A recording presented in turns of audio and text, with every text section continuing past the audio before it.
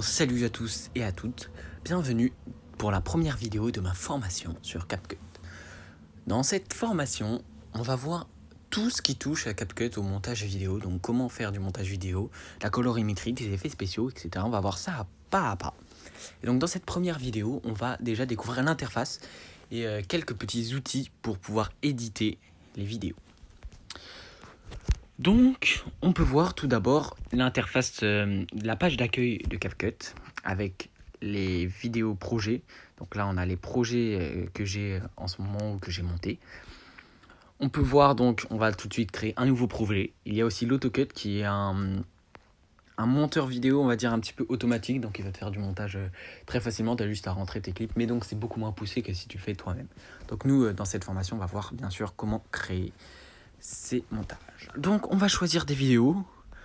Donc dans ressources, je vous ai fourni 4 vidéos. De nature, d'arbres.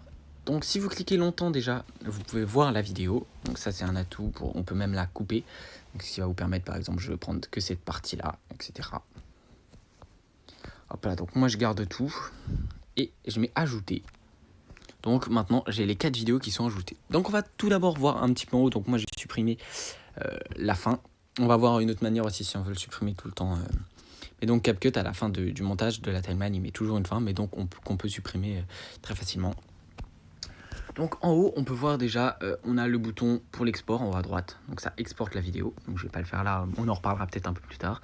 Les paramètres d'export, donc la qualité, le nombre d'images par seconde, etc. On peut voir aussi la taille du fichier, donc la 46 MO. Voilà. Hop là. Donc on continue. Donc au milieu là, donc on peut voir la vidéo, donc c'est la timeline, donc on a l'aperçu de la timeline. Juste en dessous, on a le minutage, donc où on se trouve dans la vidéo, le bouton play, donc bien sûr. Ensuite, le CTRL Z si on veut de CapCut, donc pour rétablir et pour mettre ce qu'il y avait avant. Le bouton plein écran pour visualiser mieux le montage qu'on est en train de faire. Ensuite, on a la timeline, donc on peut désactiver le son du clip tout d'abord, donc ça désactive tout le son de la timeline. On peut ensuite cliquer sur couverture, donc mettre dans le projet quelle vidéo de fond on veut. On peut ajouter du texte, utiliser un modèle, etc. On en reparlera. Donc hop là. Donc voilà, donc là on a toute la timeline. Les barres blanches que vous voyez entre, c'est pour mettre des transitions. Donc ça aussi, on en reparlera, on créera même nos propres transitions. En dessous, donc on a tout des fonctionnalités, voilà, donc on a toute une catégorie de fonctionnalités. Donc il faut savoir que les fonctionnalités que vous voyez là, elles s'appliquent à tous les clips. Donc c'est d'autres cales qui vont superposer et qui vont faire appliquer par exemple les filtres, je sais pas si vous connaissez un peu. Et donc ça va appliquer un filtre, que je mets un filtre au pif, hop, sur toutes les vidéos. Donc voilà, après je peux étirer et donc ce sera le même filtre sur toutes les vidéos. Maintenant on va voir comment on peut éditer une seule vidéo. Donc la première méthode, c'est de se placer sur le clip qu'on veut et cliquer sur modifier, donc qui est la fonctionnalité tout à gauche. Hop là. Et la deuxième méthode, c'est tout simplement de cliquer sur la vidéo. Donc moi j'utilise plus, ça c'est plus rapide. Mais quand on a des vraiment tout petits bouts de vidéo par exemple, et ben on a juste à se mettre dessus et cliquer sur modifier. Donc lorsqu'on clique sur le clip, donc voilà la vidéo, on a des barres blanches qui sont affichées sur le côté. Donc c'est le début et la fin du clip. Et si par exemple on ne veut pas la fin, il suffit de prendre la barre blanche et de glisser jusqu'à l'endroit qu'on veut. Et donc là on n'aura qu'un bout. Je vais mettre rétablir pour vous montrer voilà un petit peu comment ça marche. La deuxième méthode, c'est de couper. Donc on va créer deux clips à partir d'un seul. Donc on clique sur le bouton diviser, qui est la première fonctionnalité. Et donc là, on a deux clips distincts. On peut même rajouter une transition. Et si on ne veut plus, on supprime. Et donc on a la même chose que tout à l'heure, en plus précis. Hop là. Je clique, on va passer très rapidement. On peut voir la vitesse du projet. Encore une fois, là, on verra, parce qu'il y a... on peut faire des courbes voilà, de vitesse d'animation assez avancées. Donc on verra ça dans d'autres vidéos. Vous pouvez vous amuser un petit peu, mais voilà.